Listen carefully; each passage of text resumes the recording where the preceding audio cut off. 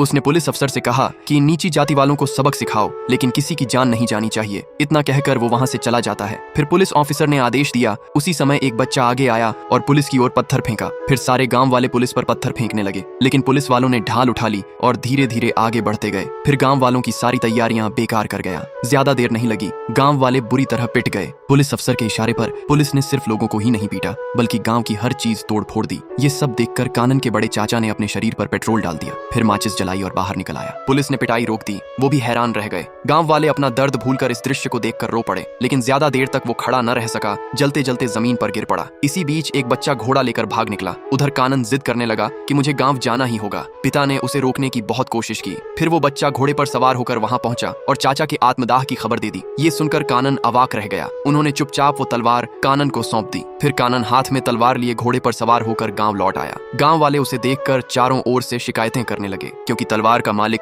कानन था। जब उसने चाचा की लाश देखी तो गुस्सा चरम पर पहुंच गया। कानन ने तलवार घुमाकर धड़ाधड़ वार किया। फिर चारों तरफ खड़े पुलिस वाले एक एक कर गिरने लगे। आखिरकार वो पुलिस ऑफिसर को घसीटकर एक कमरे में ले आया और दरवाजा भीतर से बंद किया। फिर दोनों की लड़ाई शुरू हुई, लेकिन उस टाइम भी ऑफिसर उसे ताना मारना शुरू किया। यह बातें सुनकर कानन ने उसका हत्या कर दिया। 10 साल बाद कानन जेल से बाहर आया। उस दंगे फसाद के बाद गांव में सड़कें बनाई गईं, बस स्टॉप भी बना गया। गांव वालों ने कानन का स्वागत किया, क्योंकि वे जानते थे जो भी सुविधाएं उन्हें मिली वो सब कानन की वजह से ही संभव हुआ। सबसे बड़ी बात यह थी कि कानन ने उनकी गुलामी की सोच बदल दी थी। उन्हें सिखा दिया था कि हर इंसान को अपने अधिकार के लिए लड़ना चाहिए।